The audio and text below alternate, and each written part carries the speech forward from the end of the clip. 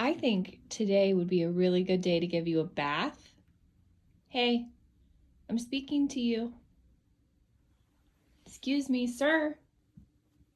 You wag your tail, but I know you don't mean it. You don't love a bath. But you're starting to stink. You're starting to stink, little guy.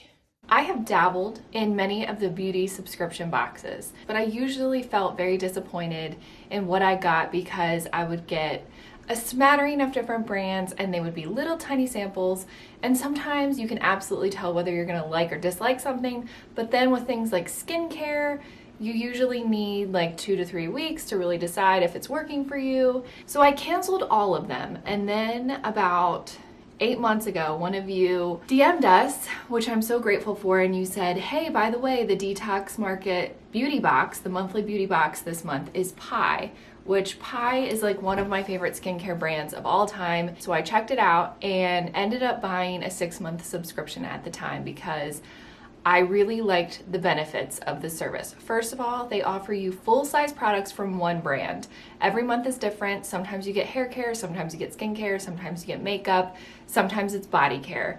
And I feel like they do a really good job of selecting the products that really go well together, and also will give you a great idea as to whether something does or does not work for you. The discount is wild, and in a good way. The more months you pay ahead of time for the subscription, the more money you end up saving. So I think it's like between $45 and $55, depending on how many months you want to buy at a time. That's how much it is per month. But you're getting between $100 and $200 worth of product every month. So it's definitely worth it, especially if maybe you want to test out some brands that you'd never heard of. I find myself shopping at the Detox Market more often than I do with Sephora.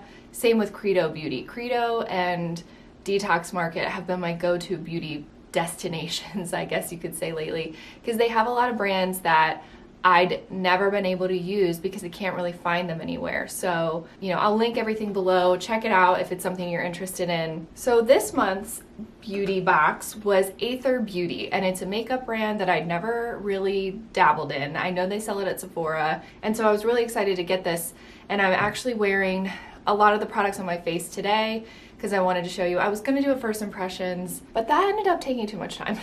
So I'm still going to give you my impressions. This is the first time I'm wearing this stuff on my face, but I wanted to walk you through what I got because, like I said, I do think it's a good value, and some of the stuff that I have been sent in these beauty boxes has worked its way into favorites videos. So it's a really great way for me to test new things that maybe someone else curated, and I think that's always fun. Okay, so Aether Beauty, I believe it started in 2018 by a woman who was actually a product developer for Sephora. She then started her own brand, and here we are. This month's box featured 4 items, and the retail value of the entire box was $142. Like I said, I think I pay like $48.99 a month or something like that. So the first thing that was in the box was the Desert Moon Illuminating Oil. This is a product that I feel like is one of those things where you look at someone and you're like, there's something about you, but I can't really detect what it is, but I like it. Here is the product in question. I really like the unique shape of the bottle. This is a dry oil, and a lot of times something says it's a dry oil and it's really not that dry. This definitely is, and there are diamond particles in here for color. There's metafoam oil and also jojoba oil, so it is a little bit hydrating, but not in a greasy, slick, sweaty way. I am wearing 2 drops of this mixed in with my regular foundation, and I used it as my base. So anything, like any of the radiance that's kind of coming through is directly because of this. I think next time I would maybe go 1 drop because I feel like 2 is just a little too for every day, but I do want to swatch it for you on the back of my hand because when I did this, I wish that I had the camera rolling because it was such a genuine reaction. Make sure you shake it before you use it because the diamond pigments separate from the oil and you just want to disperse it all evenly. Okay, this is my boring old plain hand. This is the hand that I rubbed that dry oil on. As you can see, the radiance is glorious. heavenly. I don't even know how to describe it, but as you can see, it's very, very hard, if not impossible, to detect like these individual little glimmers. It just looks as if my hand is youthful. So that's what I will say. It gives you like this youthful look. Again, I probably should have just done 1 drop mixed in with my foundation, but I did 2 because I was getting a little overzealous. But I still think it turned out. I'm gonna insert photos of what it looked like immediately after I applied my foundation, and then a photo in the same lighting of all of my makeup complete. So this is something that they say you can use in your hair as well. I don't know that I would do that, but you do you. Then moving on to lipsticks, they actually sent 2. This is the Radiant Ruby Lip Cream. And there are 2 colors here. We have the shades Manifest and Motivate. Manifest I have swatched. It's not what I'm wearing right now, but it is a liquid lip cream, and it's this beautiful sort of berry mauve color. Mauve.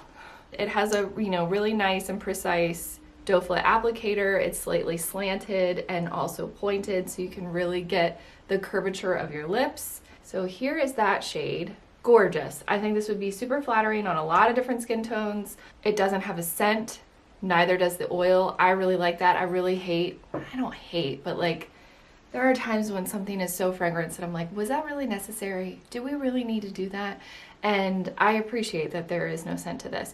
When I swatched it the other day, I let it sit for a couple minutes and it didn't look like it set in a super drying matte way, which I think is good. The other shade I have not swatched, but just peeking at it in the tube, I feel like it's just not my kind of color, but I do think it will look great on someone. So I'm either gonna put this in a giveaway or I will pass it on to a friend or family member. I'm not gonna swatch it, I don't wanna open it and contaminate it, but this was the shade Motivate, and it was just like a little, you know, a little too cool tone pink for me. Then the last thing that was in the box was this Rose Quartz Crystal Palette. It is an eyeshadow palette, again with that sort of interesting pyramid style packaging. But as you can see, I've used this and it's a gorgeous palette. I really do like it. I do have a couple criticisms, but I feel like I can find that with almost anything. So there are a mixture of mattes and shimmer shades in here. Some of the shimmer shades have a bit more fallout than the others. So I would say if you really want to pack on the shimmers, this might be one of those eyeshadow palettes that maybe you should do your eye makeup first and then your face makeup. I just found that I took a clean, lightly packed brush and kind of wiped away any of the fallout that I saw. I'm wearing probably 4 or 5 of these shades. This is in my crease, extremely blendable. Some of these colors are really, really unique. Like this one is sort of a periwinkle gray blue, and it's so thin, and I don't have anything like that. And so I feel like what a fun shade to kind of have in my collection. I don't gravitate towards anything that's remotely pink because I don't think it looks good on me. But again, with like the right other makeup, with the right outfit and stuff, I feel like I've somehow made it work. I really do like them. I like this cardboard packaging. So that was in this month's box. In the past, I've gotten Pie, I've gotten Briogeo, I've gotten brands I'd never heard of and have like since become favorites. I don't know if your holiday shopping is done, but I feel like this would be an awesome gift that you could give someone that doesn't require you hand selecting the products for them. And it's sort of like a surprise every month. You could do 1 month, you could do 2, you could do 3. I think I pay 6 months in advance just so I can get that little bit of a discount that they offer. But yeah, that's it. I'm super happy with everything. Yeah, as far as beauty subscriptions go, I feel like this is the best one I've tried. If you have any others that are sort of similar, I'd love to learn more about them, so you can feel free to link it below. And then what I'm wearing on my lips right now is actually Wet n Wild, and it is called Mad for Mauve. This, to me, when I saw the packaging, I was like, that looks exactly like my Pat McGrath lipstick. And I will say the texture and finish is quite similar, and I'm really loving this color, and I'm pretty sure it's like less than $4 at the drugstore. So what a great shade. On my nails, I'm wearing Olive and June, and this is the shade Royal, no, not Royal, World Lit. And it's just a really beautiful sort of dusty, rosy mauve color that I think looks nice and kind of paired perfectly with this makeup look. I am going to finally film my post-hysterectomy update because I've been getting a lot of questions about that, and I really wanted to wait until I was fully 6 weeks out so I could give you as much information as I possibly could. So if that's of interest to you, that will be in a separate video, but I am going to film that now. And then I am going to try to whip up a new recipe.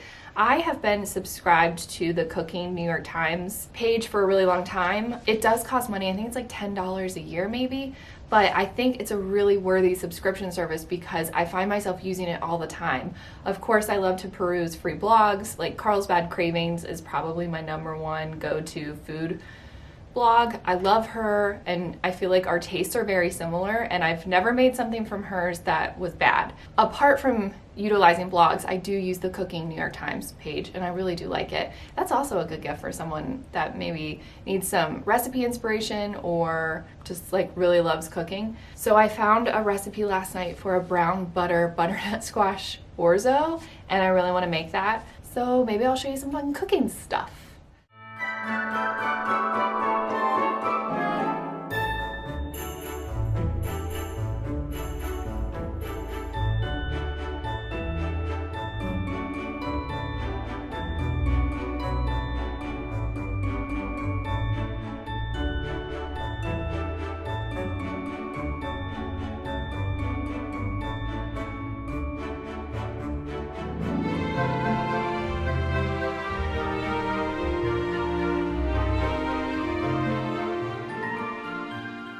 All right, I have most of my mise en place ready to go. In here, I have some chickenless chicken bouillon paste. This is the Better Than Bouillon no chicken base. We bought this for our vegetarian friends and I just finished it off. It tastes exactly the same, but Better Than Bouillon pastes are the way to go. They take up so much less space than other boxed stocks and they taste amazing. So I've got 3 cups of that going. I've got my squash, shallots, 4 tablespoons of butter in here that I'm gonna brown, some of my seasonings, lemon zest, chopped sage, and we're gonna start cooking. The trick with brown butter is just go low and slow, and it will start to develop this sort of nutty color and smell, and that's how you know you're doing it right. You don't wanna crank it up too high. I'm on like medium low here. Now I will add in my shallots, cook them until they're soft, and then add in the squash and seasonings.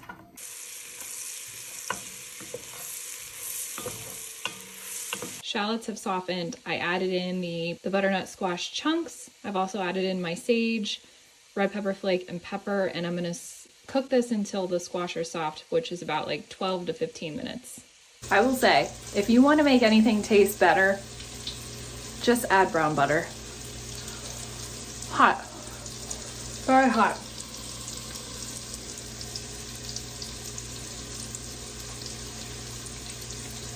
It just takes it from here to here. I love it. Also, I can really see the glow. I'm using my phone right now and I'm in my kitchen, which is really poorly lit, but I can tell that I put that radiant stuff on and I like it. Sizzling away quite beautifully. I'm about to add in the stock and the orzo, and then it will start to really come together. We interrupt the cooking break. You guys go outside?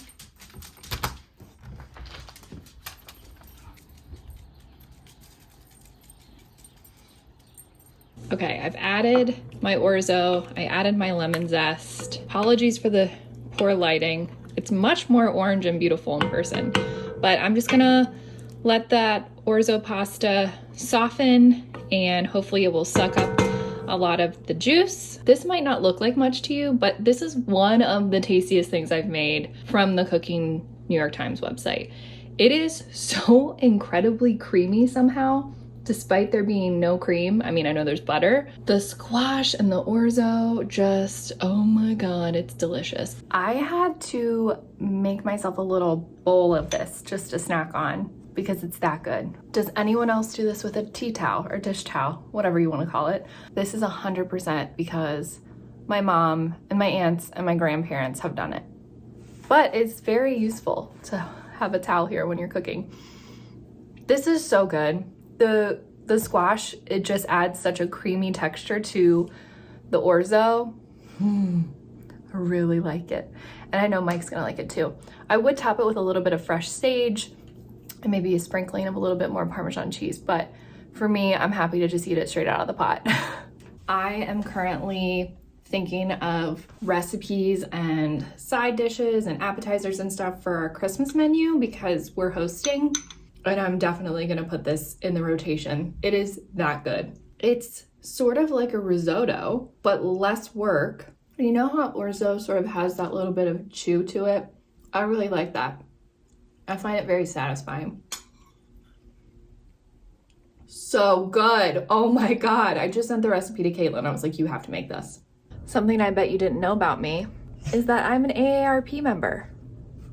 I'm 33 years old. You don't have to be a certain age to be an AARP member, just FYI. It's already paid for itself. I've used it to book a hotel, and you can get discounts in loads of other places, but they also send you this magazine every month or every quarter. And this month, Michael J. Fox is on the cover. Anyhow, that's maybe something you didn't know, that you could be any age to get an AARP card. Honestly, the discounts are worth it, especially if you're a traveler. Can't recommend it enough. So I was looking at the article about best places to live, which I found to be kind of interesting. I would love to leave Baltimore at some point, and I want a cozy town. Like, how freaking cute is that? And then this guy, my God, that's Jimmy Buffett. Can you even believe that? Like, why does he look like Ralph Lauren? Why is he looking good? What happened? He looks great. Creative and innovative housing approaches show that, sorry, there's trash on the couch, show that anything goes in the pursuit of your best life. Okay, I'm gonna need to go to Cobb Hill Co-housing because this is a sustainable farm. Oh my God. Bitch, I'm ready for this now. I don't need to be older. I want to go live in Cobb Hill, Heartland, Vermont now, or Oregon. Look at this cutie little place in Georgia. Okay, this is interesting. What is this guy, working wood? Inflation worries. Okay, so I did read something the other day that said if you didn't get a 6% raise this year, technically you got a pay cut. Who knew? I mean, take that with a grain of salt. I'm not an economist by any means. So this article is called The Day Motherhood Changed. 40 years after America's first test tube baby was born, she looks back at the moment that sparked a revolution in fertility. First of all, I had no idea it was only 40 years ago. That's incredible. Here they are now. Oh my God. That is so sweet. That almost makes me cry. You know, I'm very emotional right now, but this is something I didn't know. This says fertility technologies continue to develop. Some of the latest include ovary and uterus transplants. That's amazing. I did not know you could do that. Hey, creep. Hey, creep.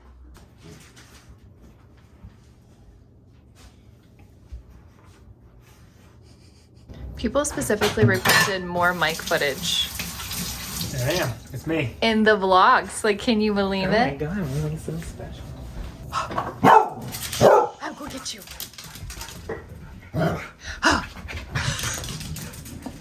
So what are we having? You have a ribeye steak, grass-fed and organic. Good. I only eat things that are grass-fed. I have a strip, because I like the strip. I would say typically Mike is the head chef and I'm the sous chef. Yeah, go cut up my stuff. Mise en place. Mise en place. But I made this, and that was a very big endeavor. Are you gonna do these inside or on the Traeger? I'm just gonna do them inside. Nice. Okay, we are in our cozies and dinner's finished, and we're gonna sit at our little TV trays and eat our dinner because we're officially old people. You're wet, buddy. Every single night, he has to come and get in between us and sit here while we eat. Thanks. He had a bath, so he's nice and clean, and he smells so much better. So we're gonna eat our dinner, and then we're going, while we watch Holiday Baking Championship, and that's gonna be it for tonight. So thank you for hanging out. Thank you for watching the vlogs. Tomorrow, there will be a sponsored video going up, and so we appreciate any engagement that you have with that. Like, comment, subscribe, follow us on Instagram, and I did end up filming the part 3 final portion of my hysterectomy video, so if that is of interest to you, it should be up later this week or early this weekend. I'm just so glad to be done with that. So thank you so much, and I will see you soon. Bye.